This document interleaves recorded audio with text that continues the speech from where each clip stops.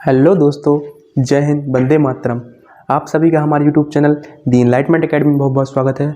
दोस्तों, आज का जो हमारा टॉपिक है उस टॉपिक का नाम है संवैधानिक शासन के फायदे व संवैधानिक शासन ना होने के नुकसान क्या क्या हैं। तो चलिए दोस्तों, आज इनको हम बहुत अच्छी तरीके से जानते हैं। दोस्तों, आप एक कल्पना कीजिए, मान लीजिए संवैधानिक शासन ना हो तो आपकी स्थिति क्या होगी। जैसे अभी आप एक एग्जाम्पल ले सकते हैं, जो आपको अभी वोट देने का अधिकार मिल रहा है वह किस कारण मिल रहा है? वह मिल रहा है आपको संवैधानिक शासन होने के कारण। अगर यही स्थिति आप नॉर्थ कोरिया में देखें तो वहाँ पे एक तानाशाह है जिसका नाम है किम जोंग उन। ठीक है, उसके सामने किसी की नहीं चलती है क्योंकि वहाँ पे संवैधानिक शासन नहीं है। जबकि हमारे यहाँ संवैधानिक शासन है क्योंकि हर 5 वर्ष में चुनाव किया जाता है और हम सभी लोग अपने नेताओं को चुनते हैं।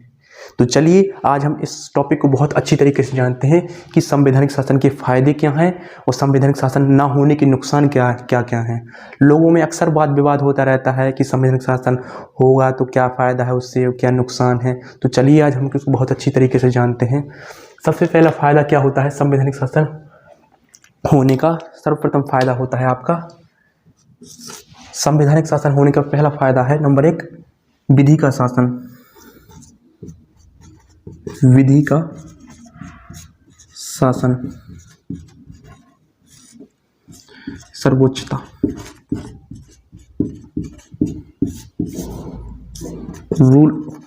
Rule of law.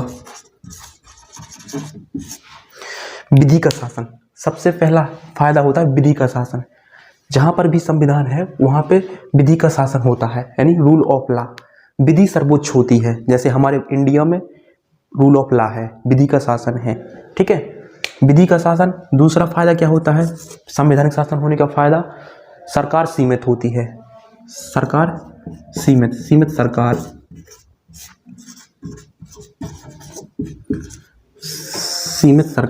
सीमित सरकार का मतलब क्या होता है कि विधि से हमेशा हमारी जो सरकार होती है वो सीमित होती है, कुछ अपने तरीके से मनमानी फैसले नहीं ले सकती है क्योंकि उसके ऊपर एक विधि होती है। सर्वोच्च क्या होता है संवैधानिक शासन में? विधि होती है। विधि का शासन सर्वोच्च होता है। ठीक है, तीसरा संवैधानिक शासन के फायदे क्या होते हैं? तीसरा अगर इंपॉर्टेंस देखी जाए तो देख सकते हैं व्यक्ति की स्वतंत्रता व अधिकार का महत्व बढ़ जाता है। तो तीसरा लिख सकते हैं व्यक्ति की स्वतंत्रता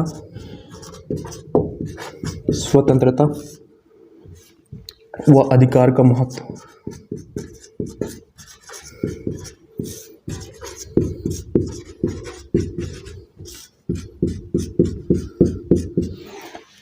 व्यक्ति की स्वतंत्रता व अधिकार का महत्व का मतलब क्या है?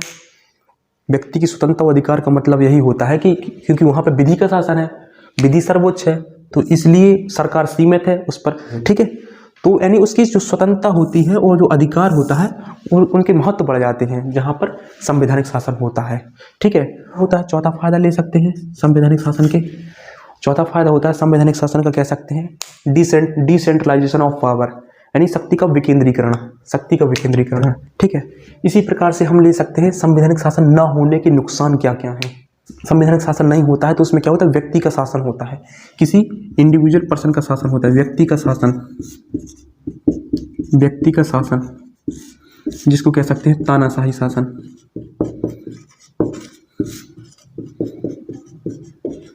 तानाशाही शासन होता है। ठीक है, संवैधानिक शासन ना होने के नुकसान, पहला तो नुकसान यही है कि किसी व्यक्ति का शासन होगा। ठीक है, मान लीजिए संविधान नहीं है तो किसी व्यक्ति का ही राज होगा, वो अपनी मनमानी करेगा। जैसे आप देख सकते हैं नॉर्थ कोरिया में, जहाँ पर किम जोंग उन अपनी मनमानी करता है, उसके जैसे कोई भी हेयर स्टाइल नहीं रख सकता है।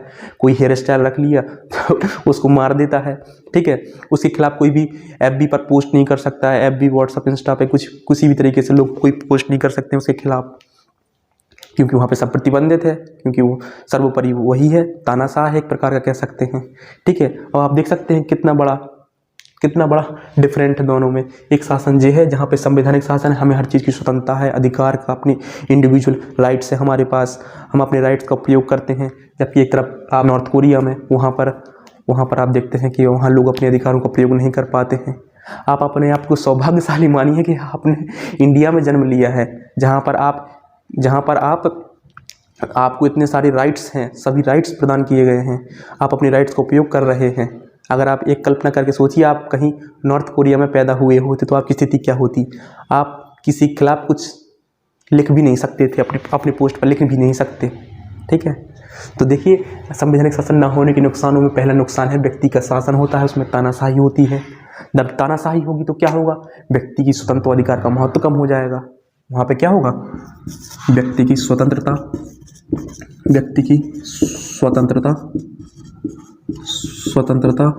व अधिकार कम होंगे। वहाँ पे नॉर्थ कोरिया है, वहाँ व्यक्तियों की स्वतंत्रता अधिकार कहाँ पर है, कहीं नहीं है।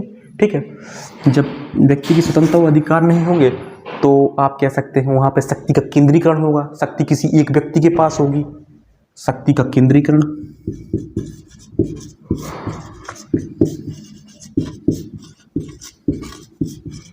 शक्ति का केंद्रीकरण होगा वहाँ पर। अब आप खुद कल्पना कीजिए, आप किस शासन में रहना चाहते हैं, संवैधानिक शासन में या जहाँ पर संविधान ना हो वहाँ पर रहना चाहेंगे।